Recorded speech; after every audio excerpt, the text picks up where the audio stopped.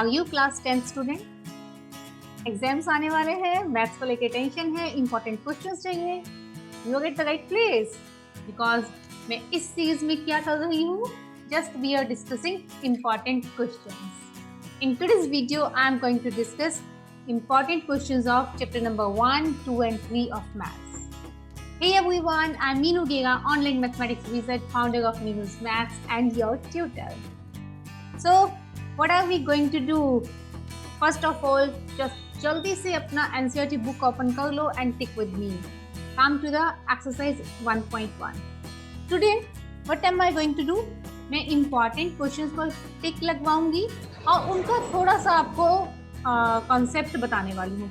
Not complete solution because बहुत सारे solutions already बच्चों के पास हैं और इस वक्त बच्चों को क्या चाहिए कि कौन से क्वेश्चन करें। ओके, एंड जो मैंने अपना लास्ट वीडियो से फीडबैक पाया है उसमें भी बच्चे यही चाहते हैं कि मैम जस्ट कुछ ऐसा बता दो कि हम इस वक्त लास्ट टाइम पे within 2 months we can prepare completely and we can score high. So according to that I have settled my this video और कम टाइम में ज़्यादा मैं आपको बताने की कोशिश करूँगी। और अगर आप चाहते हो to score high, please watch the video till the end and don't forget to like and subscribe the channel. Okay, starting from exercise 1.1. First of all, question number 1.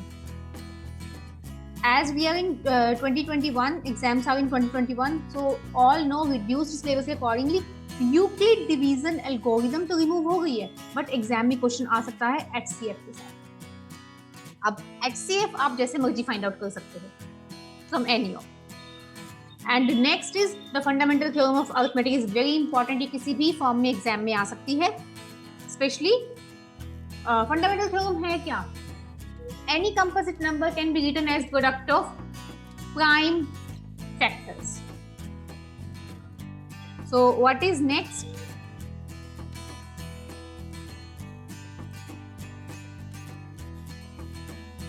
जल्दी से आते हैं एक्सरसाइज 1.2 पे। क्वेश्चन नंबर 3, फाइंड LCM और HCF of the following integers by applying the prime factorisation method. Prime factorisation method कौन सा है?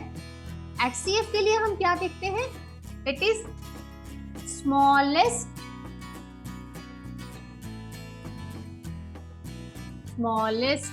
power of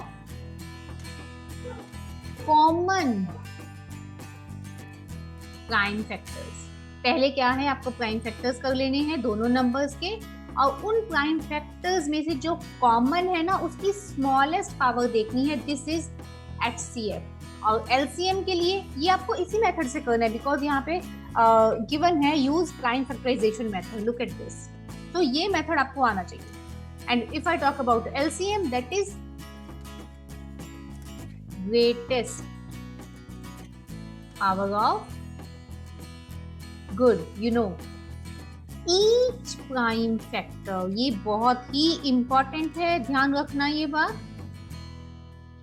this is यहाँ पे एवरी LCM लेते हुए एवरी प्राइम फैक्टर काउंट करना है और HCF लेते हुए सिर्फ कॉमन वालों। Next, if I go to question number 4, HCF is given and numbers are given and you are suppose to find out LCM। तो यहाँ पे क्या यूज करेंगे? HCF multiply LCM is equal to product of numbers. And question number 5, if I talk about question number 5, बहुत important question है। इसके जैसा एक एग्जाम्पल भी, example number 4, check whether 6 raised to n can end with the digit 0 for any natural number। 6 raised to n को आपको क्या check करना है कि क्या ये 0 से एंड हो सकता है। तो look at this very carefully. कोई भी नंबर 0 से एंड कब होता है? जब वो 10 से divisible. Okay, if the number is divisible by 10 तो हम कहेंगे कि वो 10 से डिविजिबल है इफ इट एंड्स विद 0। ठीक है, तो हमें करना क्या है? बहुत सिंपल सा क्वेश्चन। पहले तो क्वेश्चन को ध्यान से देख लो कि हमें ये जो गिवन है ना, आपको ये बताना है क्या ये किसी भी नेचुरल नंबर के लिए 0 से एंड हो सकता है। मीन्स इनडायरेक्टली हम कह सकते हैं, हमसे ये पूछ रहे हैं कि क्या ये 10 से डिविजिबल है। So what to do? Number लेना है, उसके प्राइम फैक्टर करने हैं। अगर ये प्राइम फैक्टर जस्ट 2 and 5 होते, 2 5 मतलब कि 10, ओके, तो हम कहते हैं it can be divisible by 10, so it can be end at 0, but उसके प्राइम फैक्टर में तो 5 ही नहीं है, only 2 and 3 are there, so it can not end by 0. Hope you understood, and if you find any difficulty, please comment in the comment box. I will definitely answer you. If I go to the next question, question number 6, very important question. ये exercise में से कुछ ऐसे questions हैं जो सभी really they are very important, exam से बहुत आते हैं. ये क्या है? आपको इस नंबर को चेक करना है कि is it composite or not. यहाँ पे आपको क्या यूज करना है? Fundamental theorem of arithmetic. तो पता है आपको वो क्या है? Fundamental theorem of arithmetic, that is composite number can be written as product of prime number. आपको जो नंबर गिवन है आपने जस्ट उसको चेक करना है कि क्या ये प्राइम नंबर्स के प्रोडक्ट की फॉर्म में लिखा जा सकता है. नाउ लुक एट दिस, ये आपको डायरेक्ट प्रोडक्ट नहीं गिवन है. This is +13. Look at this. इसको सेट ऐसे करना है कि अगर ये प्राइम फैक्टर्स की फॉर्म में सेट हो गया then it is composite, otherwise it is not. So you all know about these things, so I'm going to next one. There is a path, ये बहुत important question. There is a path around the sport field. Sonia takes 18 minutes to drive one round of the field, while Ravi takes 12 minutes for the same. What's that? Question को मैं आपको again clear कर रही हूँ कि क्या है. ये है एक circular path. Circle is not so good. Leave that. यहाँ पे दो बच्चे हैं. One is Sonia. Sonia starts from here and Ravi also starts from the same point. Sonia covers the path in 18 minutes. Sonia जो cover करती है ना इसको, that is 18 minutes. और जो रवि है, रवि cover कर रहा है यहाँ पे 12 minutes. Okay? आपको क्या बताना है? Suppose they both start at the same point at the same time पे same point पे start कर रहे हैं and go in the same direction. एक ही direction में हमने ये वाली direction ले ली जिधर वो चल रहे हैं. After how many minutes will they meet? दोबारा कब यहाँ पे मिलेंगे? पहले इसको जनरली बात को अंडरस्टैंड करते हैं. सोनिया है 18 मिनट यहाँ से स्टार्ट हुई, 18 मिनट बाद यहाँ पे पहुंच गई. ओके. और जो रवि है वो 12 मिनट बाद ही यहाँ पहुंच जाएगा. जब सोनिया यहाँ पे आएगी ना 18 मिनट के बाद, तब तो रवि आगे जा चुका होगा, उसका तो सेकंड राउंड चल रहा होगा. Sonia is on second round. Sonia second round कब कंप्लीट करेगी? 36 मिनट में. ओके. और इतने में रवि कहाँ होगा? रवि का तो सेकंड राउंड कंप्लीट हो जाएगा 24 मिनट में, थर्ड राउंड कंप्लीट होगा 36 मिनट में. Look at this, after 36 minute. अब ये मैंने क्या किया, ये तो जस्ट वैसे ही बताया, but what to do here? ऐसे नंबर ऐसे क्वेश्चन में क्या करते हैं? यस, LCM फाइंड आउट करते हैं. ऐसे क्वेश्चंस में दोनों नंबर्स का LCM फाइंड आउट करो and you will get the answer. And next और क्या इंपॉर्टेंट है, वेरी वेरी इंपॉर्टेंट, ये इस टाइप के question. Example number 9, take it, it's very important. Make a star here. Prove that root 3 is irrational. इसको हम rational लेके फिर इसको इररेशनल प्रूव करते हैं, और इसके ऊपर ऑलरेडी मेरा वीडियो है, यू कैन सी दैट. ये भी बहुत इंपॉर्टेंट है. और ये क्वेश्चन, इस टाइप के क्वेश्चन जिसमें रूट 2, रूट 3, रूट 5 से रिलेटेड कोई भी रिलेशन लेके उसको आपको इररेशनल प्रूव करना है. That is a little different from that, but इसमें भी आपको पहले रैशनल लेना है और उसके बाद उसको जो हमारी एजम्पशन थी उसको रॉन्ग प्रूव करना है, and we will do that. Next जो इस चैप्टर का लास्ट कॉन्सेप्ट है वो क्या है? This terminating, non terminating. Terminating and non terminating, इसमें से कभी तो डायरेक्ट 1 मार्क में आ जाता है, अदरवाइज इसी के ऊपर इसी कॉन्सेप्ट पे डिफरेंट वे में क्वेश्चन आता है, जैसे मैंने लास्ट वीडियो में बताया था. तो इसको कॉन्सेप्ट को फटाफट देख लेते हैं. यहाँ पे क्या यूज होने वाला है? दैट इज जो कोशेंट है ना, that is 2 raised to n, 5 raised to m, this formation, ये यूज होने वाला है. इसमें आपको चेक करना है कि इज इट टर्मिनेटिंग और इज इट नॉन टर्मिनेटिंग. आपको नॉन टर्मिनेटिंग, रिपीटिंग, टर्मिनेटिंग या फिर नॉन टर्मिनेटिंग, रिपीटिंग. तो उसके लिए आपको क्या करना है? You have to just factorise the denominator and you will get, if you get only 2 and 5 there, then this is terminating, and if you get 2 and 5 and any other factor like this, जैसे इसमें already clear है, 7 भी है बीच में, this is non terminating and repeating. Third question, ये भी बहुत important है। ये जो 1.4 है ना, इसमें से छोटे 1 मार्क के क्वेश्चन बनने वाले हैं। इसमें क्या है, you have to just check is it rational और इरैशनल। कहाँ से चेक करना है, ये देखो, ये टर्मिनेटिंग है, रैशनल। टर्मिनेटिंग क्या होता है, जो एक पॉइंट पर खत्म हो जाए। ये देखो, ये इसमें क्या होगा, हाँ पहले ये वाला देखते हैं, नॉन टर्मिनेटिंग बट रिपीटिंग है, रिपीट होगा, that is also rational. But in this question, what is this? This is non-terminating. It is not repeating. Look at this. यहाँ पे एक 0 है, यहाँ पे 2, 3 नंबर चेंज हो गए हैं, तो it is just non-terminating. तो ये भी क्या है, irrational. तो ये तो थे चैप्टर नंबर 1 के important questions. And if you are liking the video, just hit the like button, share and subscribe it also. Next हम जाएंगे चैप्टर नंबर 2 पे। चैप्टर नंबर 2 है पॉलिनोमियल। सबसे पहले पॉलिनोमियल की जरा सा जनरल फॉर्म देख लेते हैं। This is polynomial, it is general form a1x a2x square up to an x raised to n. This is polynomial. Okay, इस चैप्टर के अंदर बहुत सारा पोर्शन रिमूव हो चुका है according to 2021 exam. First of all, इस पे 2.1 में फर्स्ट क्वेश्चन पर टिक कर लो, ये बहुत इंपॉर्टेंट है। Important in the sense 1 mark पे इसमें क्वेश्चन आता है, वेरी वेरी इजी। आपको क्या करना है, यहाँ पे गिवन है y is equal to px। आपको क्या बताना है कि how many zeros are there, जितनी बार x एक्सिस पर कट हो रहा है ग्राफ उतने जीरोस हैं, लाइक दिस 1 0, इसमें 3 0, and in this there is not any zero because वहाँ पे कट नहीं हो रहा है एक्स एक्सिस पर। ओके, अब इसी क्वेश्चन को अगर एग्जाम में इस तरह से आ जाता है ना, x is equal to p y, तो ऐसे में आपको देखना होगा कि y एक्सिस पे कितनी बार कट हुआ है, जस्ट लिटिल ट्विस्ट। वैसे हम जो आज डिस्कस कर रहे हैं, we are going mainly for NCERT, because NCERT के इंपॉर्टेंट क्वेश्चन को करके you can definitely pass, and if you are at 50% you can go to 70% also, and if you are at 70 you can go to 90 also. And next, in brief I can say that you can higher your score by doing these important questions. Next, if I talk about example number 4, very very important question. Find a quadratic polynomial, sum and product of zeros is this and this. Sum is given, product is given, then we have to find out the polynomial. अगर आप standard के बच्चे हो तो इसको अच्छे से learn कर लेना।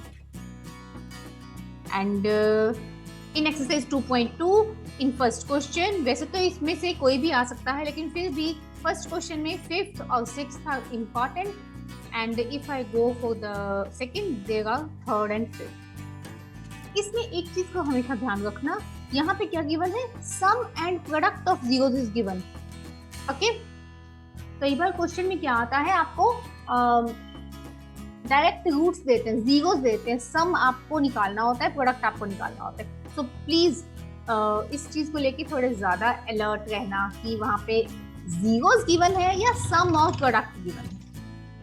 नेक्स्ट, ये पार्ट डिलीट हो चुका है according to this year, and if I go to the, okay, if you are of standard maths student, don't leave these 2 questions. Basic वाले बच्चे चाहें तो ऑप्शनल छोड़ सकते हैं, कर लेंगे तो कोई प्रॉब्लम नहीं है, अदरवाइज स्टैंडर्ड वालों को तो जरूर करना है। ये क्वेश्चन थे जो कि सेकंड चैप्टर में से बहुत ज्यादा इंपॉर्टेंट है। Now we will go for the third chapter.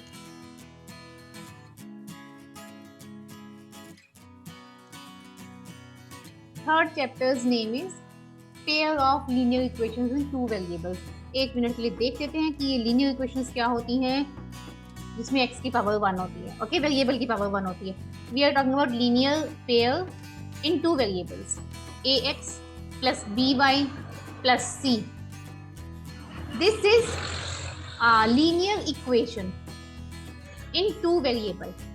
तो यहाँ पे हम क्या डिस्कस करने वाले हैं, इस तरह से ये हमने 2 इक्वेशंस लेनी, because we are talking about, यहाँ पे हम पेयर की बात कर रहे हैं, सारे पेयर होंगे। तो फटाफट देखते हैं क्या है इंपॉर्टेंट। Exercise 3.1 question number 2। इस टाइप के क्वेश्चन में क्या है कि आपको सिचुएशन गिवन है और आपको ये क्वेश्चन बहुत इंपॉर्टेंट है, बहुत बार एग्जाम्स में आता है, और इसमें आपको ये बताना है कि जो सिचुएशन गिवन है उसको एल्जेब्रिकली और ज्योमेट्रिकली दोनों तरह से शो करना है। What it means that you have to algebraically मतलब कि इक्वेशंस का बनानी है, एंड ज्योमेट्रिकली आपको उसको ग्राफ बना के उसको शो करना है। तो फटाफट क्वेश्चन का मीनिंग समझ लेते हैं। The coach of cricket team buys 3 bats and 6 balls for rupees this. Later she buys another bat and 3 more balls of the same kind in rupees 1300, and you have to set this situation in algebraically and geometrically both. तो सबसे पहले ये समझ लो कि जो भी दो चीजों की बात हो रही है, एक को x ले लो, एक को y ले लो, और अकॉर्डिंग टू दैट जैसे भी क्वेश्चन में गिवन है उसके अकॉर्डिंगली स्टार्ट करना है। फर्स्ट स्टेप क्या है, एक्स वाई ले लेना है। अब इसको थोड़ा सा डिटेल में बताती हूँ मैं। 3 बैट्स हैं, वी विल से 3x, 6 balls हैं, we will say 6y, and that is equal to 3900। इस तरह से जैसे एक इक्वेशन बनाई वैसे ही दूसरी इक्वेशन बनाएंगे, फिर उसको ग्राफिकली सॉल्व करेंगे। और अगर आपको ग्राफिकली सॉल्व करने में कोई भी प्रॉब्लम है, please comment in the comment box. I will definitely go for the video जिसमें मैं कंप्लीट आपको ग्राफ क्लियर कर दूंगी। And if you are liking the video, don't forget to like the video and subscribe the channel. Next if we go to ये जो formulas है ना, ये जो conditions है, इनको बहुत अच्छे से याद रखना है। यही वाली दो हमारा जो पेयर है, इनमें ये इस पे एग्जाम में बहुत ज्यादा क्वेश्चन आता है, बहुत ज्यादा यूजफुल है। If a1 by a2 is not equal to b1 by b2, तो जो लाइंस हैं, जो ग्राफ बनेगा, दैट विल बी इंटरसेक्टिंग। कैसे? Like this, 2 lines are like this, they are intersecting. अब यहाँ पे एक बात और क्लियर कर लेते हैं, अगर वो इंटरसेक्ट कर रही, that means they are intersecting at one point, that means they have unique solution. तो यहाँ पे मैं एक और बात कह रही हूँ कि दे हैव यूनिक सॉल्यूशन, इसे भी यहीं पे याद कर लो एक ही बार में। एंड दूसरी बात ये, if they have unique solution means they have solution तो है ना, तो ऐसे में हम उसे कहेंगे consistent. Hope you are understanding that what am I saying to you. And next, if I next condition, a1 by a2 is equal to b1 by b2 is equal to c1 by c2. तीनों के तीनों same हैं, equal हैं। तो ऐसे में हमारा graph बनेगा कोइंसिडेंट। कैसे? एक लाइन बनेगी, उसके ऊपर ही दूसरी लाइन कंप्लीट, उसको दिस वन ये अभी भी मेरी कंप्लीट नहीं कवर हुई है, मींस एक के ऊपर बिल्कुल ओके एग्जैक्ट सेम, मींस एक दिखनी बंद हो जाती है। अब ऐसे में कितने सॉल्यूशन होंगे जब एक लाइन के ऊपर दूसरी लाइन आ गई? सारे सॉल्यूशंस हैं। They have infinite solutions and they have solutions तो है ना। तो again this is consistent because question तीनों चीजों पे आता है, intersecting, coincident, parallel, unique, infinite, and no solution, and consistent and inconsistent. So I am explaining here all the things. Consistent, okay? And next, if they are a1 by a2 is equal to b1 by b2 but is not equal to c1 by c2, यहाँ पे lines क्या है? Parallel, like this. Lines ऐसे बनेंगी parallel. अब ये मैंने ये डायरेक्शन बनाई, इसका मतलब ये नहीं ऐसे बनेंगी। You understand, you better understand. Parallel है मतलब लाइंस कहीं पे भी कट नहीं कर रही है, that means they have no solution. So it has no solution ही नहीं है। इनकंसिस्टेंट क्वेश्चन इस पे आता है कि इज इट कंसिस्टेंट और इनकंसिस्टेंट। तो क्या है ये? Inconsistent. Okay, so we go to the next one. ये जो ग्राफ है ना, ये ग्राफ वाले क्वेश्चन बहुत अच्छे से कर लेने हैं एक बार कि इसको कैसे सेट करना है टेबल को, फिर आगे ग्राफ कैसा बनाना है, एक्स वाई के कोऑर्डिनेट्स को लेके कंफ्यूज नहीं होना है। And if you are feeling any problem please comment in the comment box. और ये वीडियो आपको बहुत ज़्यादा यूजफुल होने वाली है अगले 2 months में and during exam also. During exam means exam की स्टडी करते हुए, एग्जाम के बीच में नहीं। Okay, we go to the next one. Just joking. On comparing a1 by a2, b1 by b2, c1 by c2. ये क्या है? सेम वही वाले क्वेश्चन आ गए जब मैं आपको समझा रही थी। तो this is very important. 1 and 2 are बहुत कॉमन, जो एग्जाम में बहुत आते हैं ऐसे। अब इसमें आप अगेन उसे कंपेयर करना, ये देखो यहाँ पे आ गया ना कंसिस्टेंट एंड इनकंसिस्टेंट, इसकी बात कर रही थी। This one, third one is very important. Okay, we go to the next one, fifth question, word problem on the same linear equations. Half the perimeter of a rectangular garden whose length is 4 meter more than its width. What's that? Half the perimeter of a rectangular garden whose length is 4 meter more than its width. Length width से 4 metre ज्यादा है। अगर width को आप x कहते हो तो जो length है that is 4 meter greater than this. And it's half of perimeter. Perimeter क्या होगा? 2 multiply L plus B. उसका half यानी कि जो L plus B है ना, that is equal to 36. बस इसके अंदर L B की ये जो वैल्यू है, ये B है, ये L है, इसको पुट करना है and we will get the solution. Next, draw the graph of equations this. दो इक्वेशन गिवन है, उनका ग्राफ बनाना है, जैसे मैंने आपको पहले बताया था। ये इंपॉर्टेंट बहुत ज्यादा है 7th क्वेश्चन, बिकॉज इसमें क्या करना है, determine the coordinates of the vertices of the triangle formed by these lines. जो लाइंस बनेंगी ना, उनका वो दो लाइंस और साथ में एक्स एक्सिस, ये जो आपके कोऑर्डिनेट हैं, एक ये एक्स एक्सिस और साथ में जो आपकी दो लाइंस बनेंगी, उन वो तीनों का बनेगा एक graph. Exactly something like this कुछ बनता है। Okay, I am not sure because मैं कोई सम्स याद नहीं करके बैठी हुई यहाँ पे। I am telling you that this thing like this, ये जो ट्रायंगल बनेगा ना, ट्रायंगल कुछ ऐसा ट्रायंगल आपको बनने वाला है एक्स एक्सिस के साथ, दो आपकी लाइन है और एक एक्स एक्सिस, और उस ट्रायंगल के अंदर आपको शेड करना है और उस ट्रायंगल के आपको ये वर्टिसेस भी बताने हैं। Determine the coordinates of the vertices. Okay, and if you want any questions detail, you can comment here. Next is substitution method. It's important. And if we go to the exercise 3.3, इसका जो second, fourth, fifth question है, इस तरह के question बहुत आते हैं exam में, बिकॉज यहाँ पे देखो डेसिमल आ गया, यहाँ पे रूट आ गया, and it is something fractional, तो इस तरह के क्वेश्चन बहुत आते हैं एग्जाम में सब्स्टिट्यूशन मेथड से सॉल्व करके। Second one is very very important. यहाँ पे पहली दो इक्वेशंस को सॉल्व करके वैल्यू निकालनी है आपको एक्स वाई की, उस एक्स वाई को इसमें पुट करना है and then we will get the value of M. Third question, third chapter में ना हर एक एक्सरसाइज के नीचे there are some word problems and these all word problems are very important because exam में इन वर्ड प्रॉब्लम से बहुत ज़्यादा आता है। And don't forget to revise example of every chapter because these are going to be very very important, और exam में बहुत आते हैं एग्जाम्पल्स। इसका सेकंड सम बहुत इंपॉर्टेंट है। वैसे इसके ये तीनों जो क्वेश्चन है ना, बेसिक एग्जाम में बहुत देखे जाते हैं, स्टैंडर्ड को भी करने हैं, बट ये तीनों इजी है और बेसिक में बहुत आते हैं। द लार्जर, सेकंड बता रही हूँ, the larger of two supplementary angles exceed the smaller by 18 degree, find them. The larger of two supplementary angles, अब आपको एक तो पहले ये पता है सप्लीमेंट्री है, जब वो सप्लीमेंट्री है दैट मींस उनका सम 180 है, means we can say that x plus y is equal to 180। एक इक्वेशन तो यहीं से आ गई। And next, the larger of two supplementary angle exceed the smaller by 18, जो इसमें से बड़े वाला है ना, let's take larger is x। हाँ, larger is the larger of two supplementary angle exceed the smaller by 18, small वाले से 18 बड़ा है। सेकंड इक्वेशन यहाँ से आ जाएगी, then we can solve it quite easy. We go to the next.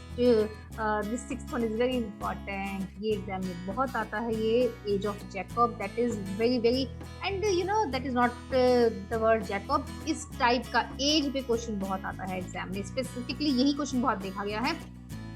This question ratio वाले is very important. Example number 11, star it, and if I go to the next, double star it. Example number 13, the sum of two-digit number and the number obtained by reversing the digit is 66. इस question में आपको याद क्या रखना है, वो जो आपको नंबर लेना है ना 2 डिजिट वाला, उसको इस तरह से लेना है। ये पॉइंट अपने माइंड में फिट कर लेना। 2 डिजिट वाले नंबर में आपको यही वाला let two digit number is equal to 10x plus y, जब इसको रिवर्स कर दिया it will be 2y plus x। अब आगे कंडीशंस अप्लाई करो। तो कंडीशंस क्या है, बेसिकली यही चीजें जो इसमें ध्यान रखनी है आपको। आगे ये कंडीशन है, if the digit of the number differ by 2, दोनों डिजिट्स का डिफरेंट गिवन है 2, दैट मीन्स दिस। अब यहाँ पे सॉल्यूशन है, हम यहीं से बता देते हैं आपको। एंड दे आर सेइंग कि जब इनको रिवर्स करके ऐड करते हैं सम, उनका एडिशन दैट इज 66। एक ये था नंबर, एक उसको रिवर्स किया, उसका सम है 66। दिस इज द एक इक्वेशन ये आ गई, दिस वन। ये दोनों इक्वेशंस को जैसे मर्जी आप सॉल्व करो, you will get the answer. And next if I go to 3.4 में भी क्वेश्चन इंपॉर्टेंट है, ऐसा नहीं है कि नहीं है। इसमें आपको ना ये इस टाइप का ये question, word problem, consider the word problem, and ये it's very very important question. ये आपको मैं थोड़ा सा और क्लियर कर देती हूँ। A lending library has a fixed charge for the first 3 days and the additional charge for each day thereafter. एक लाइब्रेरी का एक तो फिक्स्ड चार्ज है 3 डेज का। आपने किसी लाइब्रेरी से कुछ कोई बुक यहाँ मैं एक चीज बोलना चाहूंगी, यहाँ मैं एक लाइन पढ़ने के बाद आपको एक्सप्लेन करने लगती हूँ, but when you do a new question, first read the question properly, again in second reading read all the values that are given कि क्वेश्चन के अंदर क्या है, फिर थर्ड रीडिंग करते हुए इसको प्रॉपरली सॉल्व करो। A lending library has a fixed charge for the first 3 days, 3 days के लिए फिक्स्ड चार्ज है, और एक एडिशनल चार्ज है फॉर ईच डे। हम मान लेते हैं जो फिक्स्ड चार्ज है ना that is x, each day पे जो चार्ज लग रहा है वो y है। Okay, Sarita paid 27 rupees for a book kept for 7 days. 7 days के लिए सरिता ने बुक रखी है, तो उसको 27 रुपीज दे रही है। फर्स्ट 3 डेज में तो वो एक्स दे देगी। 7 डेज के लिए बुक है उसके पास, 3 दिन के लिए उसने x rupees she has already given. अब 4 दिन और रखनी है, डेली उसको वाई वाई वाई वाई देने पड़ेंगे। कितने दिन? 4 days she have to give Y rupees and total she have to give 27 rupees. In the same way आप सूजी का भी निकाल लोगे, किस तरह से वो 5 डेज के लिए कर गई है। 21 rupees. I am doing this 3 दिन के लिए ये and 2 days के लिए this, and you will get this, and you can solve it and you can find out the value of x and y. What is x and y? ये देखो last line में mention होता है, यहाँ पे आपको समझ आ जाता है लास्ट लाइन को पढ़ के कि आपको x y किसको लेना है। Find the fixed charge and the charge for each x y. यही होते हैं आपके x y वेरिएबल्स। नेक्स्ट जो क्रॉस मल्टीप्लिकेशन मेथड है, ये रिलेटेड है इस साल के लिए। As I am making this video, especially for the students, they are going to appear in the exams of May 2021. And next, ये वही है जो अभी हमने थोड़ी देर पहले मैंने आपको वहां पे उसके साथ क्लियर कर दिया था। We go to next one. 16th example is very important. Okay, infinite many solutions means आपको condition apply करनी है। In 3.5, second question is very important. फिर से वैसे ही जहाँ पे आपको एक कंडीशन गिवन है और आपको के की ए बी की कुछ समथिंग वैल्यूज फाइंड आउट करनी होती है, ऐसे क्वेश्चंस बहुत इंपॉर्टेंट है। Again we go to word problems. इसके अंदर फर्स्ट, सेकंड और फिफ्थ वर्ड प्रॉब्लम बहुत इंपॉर्टेंट है। And if you want any solution from me, please comment in the comment box. I would really love to answer you. And next, very very very very important question, basic के लिए, standard के लिए, सबके लिए बहुत important है। Standard वालों को समझो एग्जाम में लिखा गया, इतना इंपॉर्टेंट क्वेश्चन है। What's that? A boat goes 30 kilometre upstream and 44 kilometre downstream in 10 hours. In 13 hours it can go 40 kilometre upstream and 55 kilometre downstream. Determine the speed of stream and that of the boat. क्या है, थोड़ा सा इसको clear कर लेते हैं। इसमें ना ये जो एंड में पूछते हैं ना, speed of stream and boat in still water, speed of boat in still water, इसको लेना है आपने एक्स वाई। जब जिधर इफ वी टॉक अबाउट जिधर पानी बह रहा है, जिधर स्ट्रीम का फ्लो है, अगर सेम साइड पे बोट जाएगी तो उसका जो स्पीड है बढ़ जाएगा एक्स प्लस वाई। और अगर वो उसके अपोजिट जा रही है, अगर स्ट्रीम ऐसे जा रहा है, बोट ऐसे जा रही है, तो उसका कम हो जाएगा, that will be X minus Y. यहाँ पे आपको ये time is equal to distance by speed, ये वाला फॉर्मूला यूज करना है जिससे कि आप सॉल्व करोगे, बिकॉज सारी कंडीशन किसमें गिवन है, टाइम में, 10 hours 13 hours। Okay, and you can solve it quite easily, and it's very important. Practice it at least 2, 3, 4 times. And exam वाले दिन भी इसको प्रैक्टिस करके जाना है. 3.6 में जिसमें आपको लीनियर इक्वेशन नहीं गिवन है, आपको इक्वेशन गिवन है, आपको इससे पहले रिड्यूस करना है, तो इस पे आते हैं. What is this? Second question, fourth, fifth, eight, very important. और इसके तीनों ये क्वेश्चन, जो तीनों वर्ड प्रॉब्लम्स बहुत ज्यादा इंपॉर्टेंट है. अगेन वो एग्जाम्पल की तरह.